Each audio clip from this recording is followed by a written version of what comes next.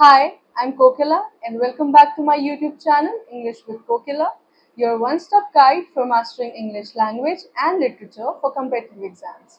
So, पिछले video में हमने आर्टिकल्स का चैप्टर कंप्लीट कर लिया था और आज हम प्रीवियस ईयर क्वेश्चंस सॉल्व करने जा रहे हैं. Okay, so let's begin. तो यहाँ पे आपको एरर स्पॉट करना है. Okay, 1 second. Yes. So, the first question is, the sea has become an cheap dumping ground for all kinds of waste products. The sea has become an cheap dumping ground for all kinds of waste products. Error किस part में है?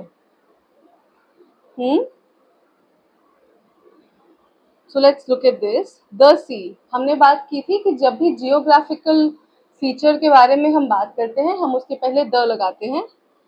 तो the C has become, ये तो correct है.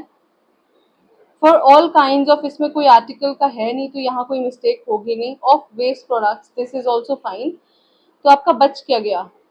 This and cheap dumping ground, है ना? और is there no error? You tell me. तो चीप क्या है आपका? एडजेक्टिव है. Dumping ground is your noun, है ना? तो यहाँ पे हम इनडेफिनेट आर्टिकल का यूज तो करेंगे क्योंकि एक चीप डंपिंग ग्राउंड का सेंस आ रहा है, एक का सेंस आ रहा है. सेंटेंस क्या कह रहा है कि जो सी है वो एक चीप डंपिंग ग्राउंड बन गया है सारे वेस्ट प्रोडक्ट्स के लिए, यानी कि सारे वेस्ट प्रोडक्ट्स इस सी में डाले जा रहे हैं. तो यहाँ पे आप देखो साउंड क्या की आ रही है?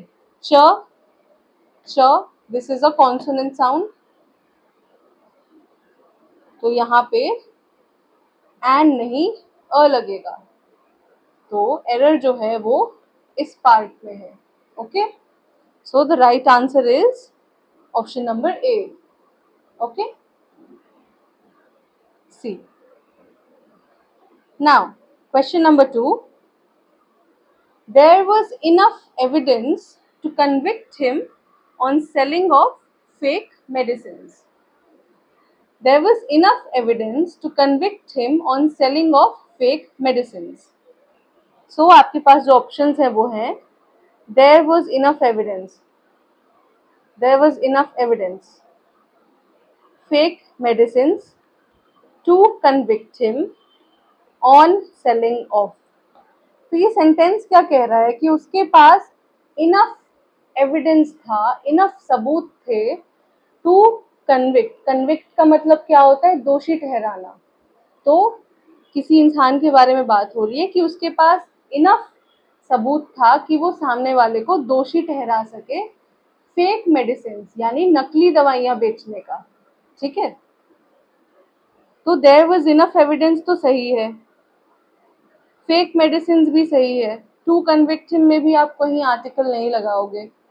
ऑन सेलिंग ऑफ, ये जो ऑन सेलिंग ऑफ है, सेलिंग क्या है यहाँ पे हमारा? सेलिंग इज अ नाउन, है ना? Selling becomes a noun.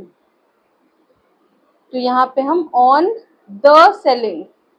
Okay, अब मैंने आपको बताया था कि कोई ऐसा वर्ब हो जो नाउन बन जाए उसके साथ इनडेफिनेट आर्टिकल लगता है, यानी कि ए और एन लगता है. पर यहाँ देखो, यहाँ पे हमने सेलिंग को भी डिफाइन कर दिया है. सिर्फ सेलिंग होता तो शायद हम लगा सकते थे कहीं पे, इस सेंटेंस में तो नहीं लगेगा बट कहीं और हम लगा सकते थे ए या एन. जैसे मैं बोलती हूँ I am going for a walk, तो अ वॉक में बोलती हूँ. पर यहाँ पे हमने द क्यों लगाया है? क्योंकि हम बात कर रहे हैं फेक मेडिसिन की बिक्री की. तो यहाँ पे पर्टिकुलर चीज के बारे में बात हो रही है. किस चीज के बारे में बात हो रही है? नकली दवाइयां बेचने के बारे में बात हो रही है. तो यहाँ पे हमने द लगाएंगे. ठीक है, तो हम यहाँ द लगाएंगे. तो आपका ऑप्शन नंबर डी है, ये करेक्ट आंसर है. एरर है ऑन सेलिंग ऑफ. यहाँ पे एरर है. क्यों? क्योंकि सेलिंग के पहले हमें द लगाना चाहिए. ठीक है, now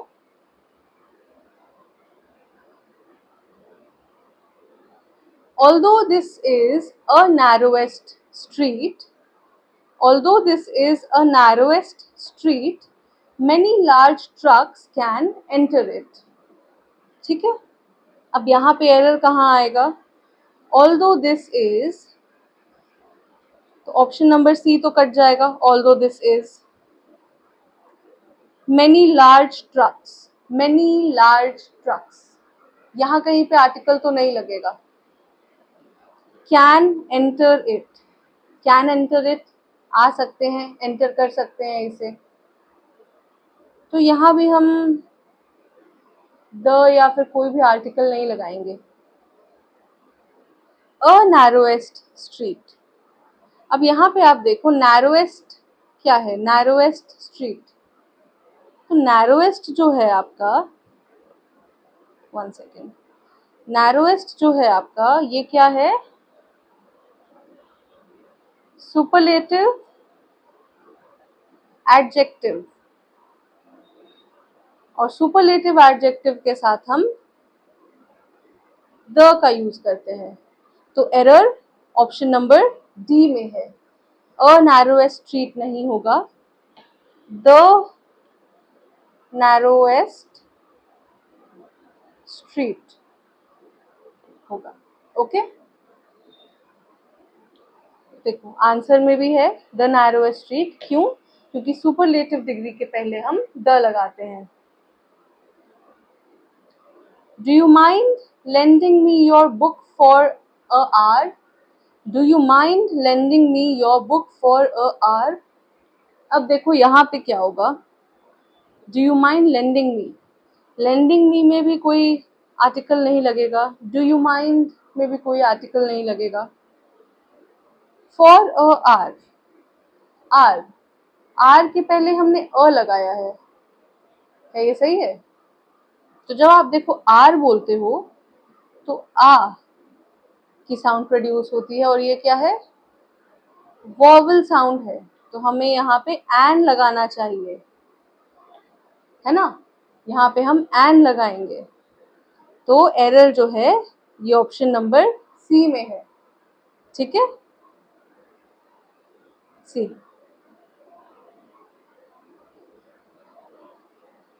Now, a earth moves around the sun. A earth moves around the sun. तो यहाँ पे किस पार्ट में दिक्कत है? अब देखो अर्थ क्या है यहाँ पे? अर्थ है सिलेस्टियल बॉडी है ना? अर्थ एक सिलेस्टियल बॉडी है, और मैंने आपको बताया था कि सिलेस्टियल बॉडीज के साथ हम द लगाते हैं. जैसे कि सन भी एक सिलेस्टियल बॉडी है और यहाँ पे द लगा हुआ है. तो एरर जो है, एरर अ अर्थ में है. So this is your error, है ना? तो आपका आंसर है answer number c. Answer number c में एरर है. Okay, we were busy at the work and went for lunch only at 2:30 p.m. We were busy at the work and went for lunch only at 2:30 p.m. हम काम पर busy थे और हमने lunch 2:30 p.m. पर ही किया. Okay, तो we were busy, ये तो कोई आर्टिकल यहाँ नहीं यूज होगा, इसमें कोई एरर नहीं है. only at 2:30 p.m. यहाँ भी कहीं आप आर्टिकल तो नहीं लगाओगे. वेंट फॉर लंच, लंच के पहले आर्टिकल लगेगा? क्या आप लंच के पहले आर्टिकल लगाओगे? नहीं लगाओगे. मैंने आपको बताया था पिछले वीडियो में कि लंच, डिनर, ब्रेकफास्ट ऐसे वर्ड्स के पहले हम आर्टिकल नहीं लगाते हैं. मील्स के नाम के पहले हम आर्टिकल नहीं लगाते. तो और अगर मैं बोलूं eight the work, eight the work, the नहीं होगा. यहाँ पे हम कोई आर्टिकल नहीं यूज करेंगे. So we were busy at work when and went for lunch only at 2:30 p.m. तो जो एरर है वो ऑप्शन नंबर बी में है. क्यों? क्योंकि हम वर्क के पहले आर्टिकल यूज नहीं करेंगे. Okay, c, at work. क्यों? क्योंकि वर्क जो है यहाँ पे कोई डेफिनेट सेंस नहीं दे रहा है ना। कौन सा काम, कैसा काम, हमें नहीं पता। हम काम कर रहे थे, क्या काम कर रहे थे, क्या काम नहीं कर रहे थे, वी डोंट नो। तो यहाँ कोई डेफिनेट सेंस नहीं है, तो हम यहाँ पे द का यूज नहीं करेंगे। Okay. Rice of a best quality is available in the nearby supermarket at 80 rupees per kilo. Rice of a best quality is available in the nearby supermarket at 80 rupees per kilo. तो यहाँ पे देखो rice के साथ तो हम कुछ नहीं लगाते, है ना। राइस के साथ हम नहीं लगाएंगे, क्यों? यू कांट काउंट इट, तो ए और एन नहीं लगेगा, द भी नहीं लगेगा। किसी स्पेसिफिक चीज के बारे में बात नहीं हो रही है, जनरल चावलों के बारे में बात हो रही है। कौन से चावल नहीं पता, ठीक है। राइस ऑफ बेस्ट क्वालिटी, तो यहाँ देखो आप अ बेस्ट तो नहीं करेंगे। बेस्ट क्या है? सुपरलेटिव डिग्री है।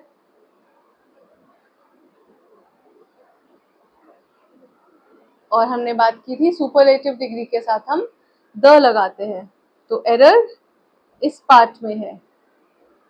And this is your option number a. Option number a में एरर है, अ बेस्ट क्वालिटी नहीं, द बेस्ट क्वालिटी होना चाहिए। ओके, तो सही सेंटेंस क्या होगा? Rice of the best quality is available in the nearby supermarket at 80 rupees per kilo. Okay,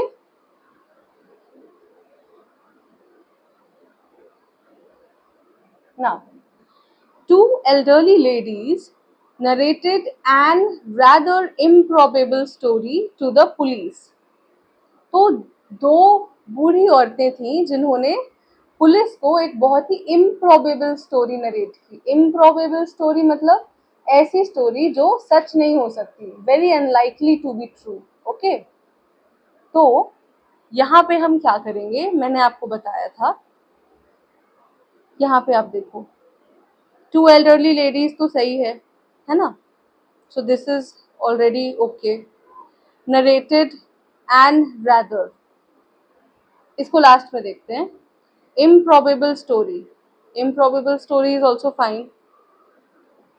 to the police, okay, police के साथ हम द लगाते हैं, तो ये सही है।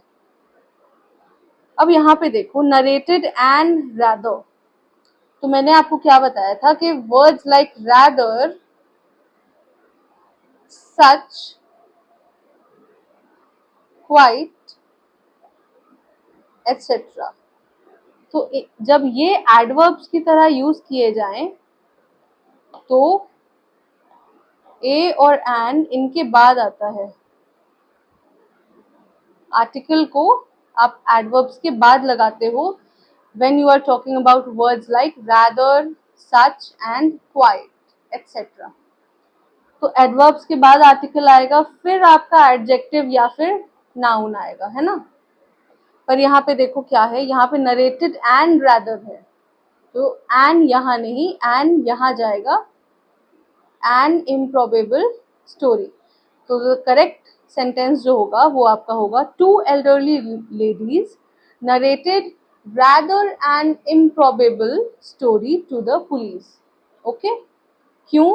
क्योंकि मैंने आपको बताया था कि वर्ड्स लाइक रैदर, सच और क्वाइट, इनके साथ जब ये एडवर्ब की तरह यूज किए जाते हैं, ए और एन या फिर कोई भी आर्टिकल बाद में आता है, उनके एडवर्ब्स के बाद आता है।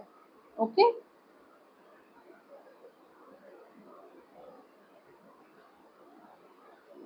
सी, because a and an come after words like such, rather, quite, etc.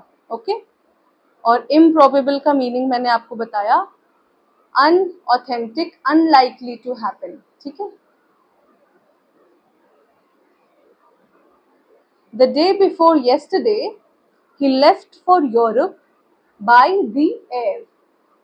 The day before yesterday, he left for Europe by the air. The day before yesterday, यहाँ पे किसी स्पेसिफिक दिन के बारे में बात हो रही है ना, कल के एक दिन पहले के बारे में बात हो रही है, तो दो यहाँ पे ठीक है। So this is right. He left for Europe, Europe के साथ हम द नहीं लगाएंगे क्योंकि हमने बोला था कि हम कंट्रीज के नाम के पहले द नहीं लगाते, कोई और आर्टिकल भी यूज नहीं होगा, तो ये भी सही है। बाय द एयर, अब देखो एयर, वाटर एटसेट्रा, तो ऐसे जो वर्ड्स हैं इनके साथ आप द का यूज नहीं करते, यहाँ पे सिर्फ होता बाय एयर। ओके, तो एरर जो है ये ऑप्शन नंबर डी में एरर है।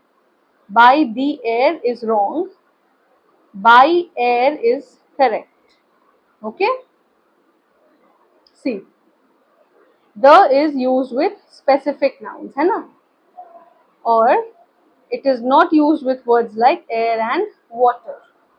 Okay, now we will use enamel paint on this wall. We will use enamel paint on this wall because it gives a best finish, because it gives a best finish.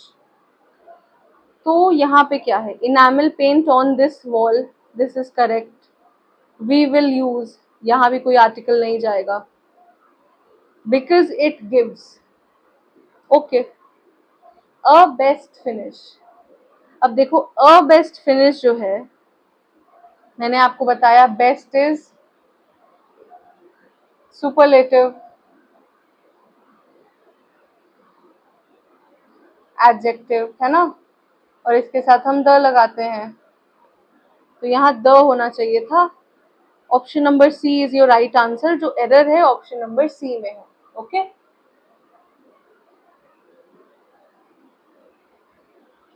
with this heat wave on, we are having a terrible weather. With this heat wave on, we are having a terrible weather. So with this heat wave, okay, heat wave on is okay, a terrible weather, let's see, with this यहाँ भी सब ठीक है, we are having okay, a terrible weather, is it right? We are having a terrible weather, no, यहाँ पे सिर्फ हम बोलेंगे with this heat wave on we are having terrible weather, a terrible यहाँ पे नहीं लगेगा। ओके, क्योंकि वेदर क्या है, अनकाउंटेबल है ना, तो यहाँ पे हम अ नहीं लगाएंगे, just terrible weather. C, a or an is used with countable nouns and weather is uncountable. Climate change are the greatest threat facing our planet which needs our immediate attention. Climate change जो है एक बहुत ही बड़ा threat है जो हमारे planet को face कर रहा है और इसे हमारे इमीडिएट इंस्टेंट अटेंशन की जरूरत है। Okay, so climate change. अब यहाँ पे एरर कहाँ है आप ये बताओ। Are a greatest, are immediate attention, यहाँ तो कोई आर्टिकल नहीं लगेगा, this is fine. Which needs, यहाँ भी कोई आर्टिकल नहीं लगेगा। Facing planet, facing our planet, यहाँ पे ऑप्शन गलत है, यहाँ पे फेसिंग आवर प्लैनेट होना चाहिए।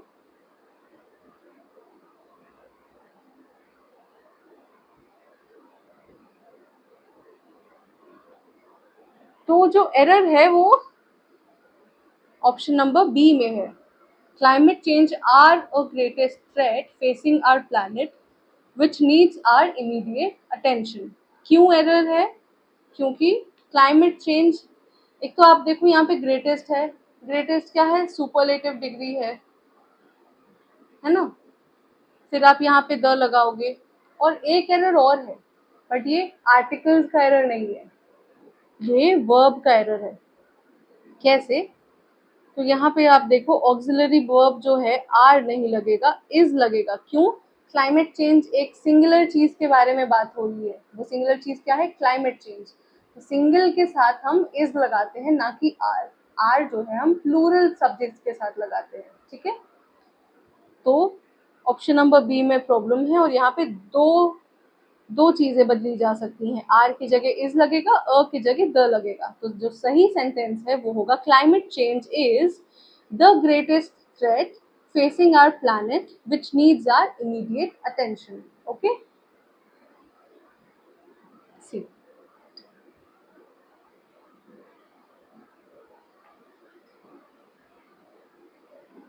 okay, I think Virat Kohli will remain the captain of the Indian team in a year 2020. Error कहाँ पे है? Of the Indian team, of the Indian team, the सही है। क्यों? क्योंकि किसी स्पेसिफिक टीम के बारे में बात हो रही है, हमें पता है कौन से टीम के बारे में हम बात कर रहे हैं। किस टीम के बारे में? इंडियन टीम के बारे में। तो ये निश्चित है, ये स्पेसिफिक है, तो ये सही है। Will remain, okay. The captain, okay, एक ही कैप्टन होता है, कैप्टन एक पोस्ट है, आप यहाँ पे द लगा सकते हो। In a year 2020, this is your correct option. इस ऑप्शन में एरर है। एरर क्यों है? तो इन अ ईयर नहीं लगाओगे, क्योंकि ये जो है एक डेफिनेट ईयर है, डेफिनेट नाउन के जैसे काम कर रहा है। क्यों? ये हमें किसी पर्टिकुलर ईयर के बारे में बता रहा है। We are talking about a particular year, एक स्पेसिफिक ईयर के बारे में बात कर रहे हैं, तो हम यहाँ पे द लगाएंगे। कौन सा स्पेसिफिक ईयर? तो the year 2020। Okay, so the correct sentence would be, I think Virat Kohli will remain the captain of the Indian team in the year 2020. Okay, okay.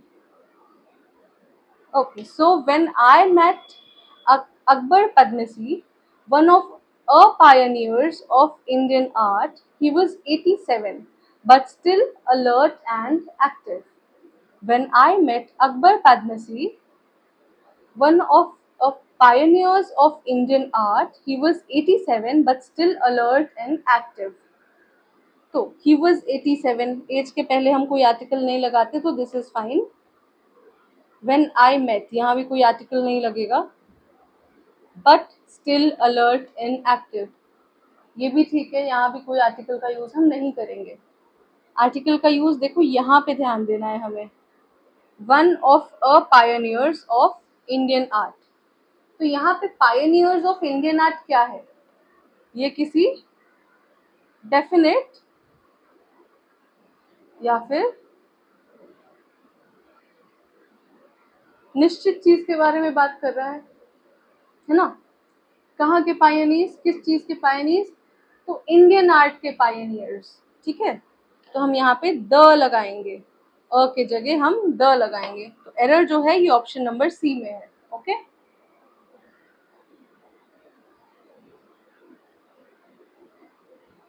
And countries central news agency said the launch was a muscle flexing। तो एक country की जो central news agency है, उसने क्या बताया? उसने क्या बोला कि ये जो लॉन्च है वो एक मसल फ्लेक्सिंग है। मसल फ्लेक्सिंग का मतलब क्या होता है? मसल फ्लेक्सिंग का मतलब होता है शो ऑफ पावर। ये एक फ्रेज है जिसका मतलब होता है शो ऑफ पावर, अपनी ताकत का प्रदर्शन करना। ओके, तो यहाँ पे एरर कहाँ पे है? 1 में है, 2 में है, 3 में है, या फिर कोई एरर नहीं है? What do you think? And countries central news agency, तो आप यहाँ पे देखो, द लॉन्च तो ठीक है, किसी लॉन्च के बारे में बात हो रही है, this is fine. A muscle flexing, this is also right. दिक्कत जो है वो यहाँ पे है, एंड कंट्रीज। एंड कंट्रीज किसी एक कंट्री, किसी रैंडम कंट्री के बारे में हम यहाँ बात नहीं कर रहे हैं। यहाँ पे जो कंट्री के बारे में बात हो रही है, ये किसी स्पेसिफिक कंट्री के बारे में बात हो रही है। कौन सी कंट्री? वो कंट्री जिसके सेंट्रल न्यूज एजेंसी ने बोला कि जो लॉन्च है वो मसल फ्लेक्सिंग है। तो हमें समझ में आ रहा है कि किसी एक कंट्री के बारे में बात हो रही है, किसी स्पेसिफिक पर्टिकुलर कंट्री के बारे में। तो हम यहाँ द लगाएंगे। तो जो राइट आंसर है वो है आपका ऑप्शन नंबर ए। 1 में जो है आपका एरर है, तो ऑप्शन नंबर ए जो है आपका राइट आंसर है। ओके।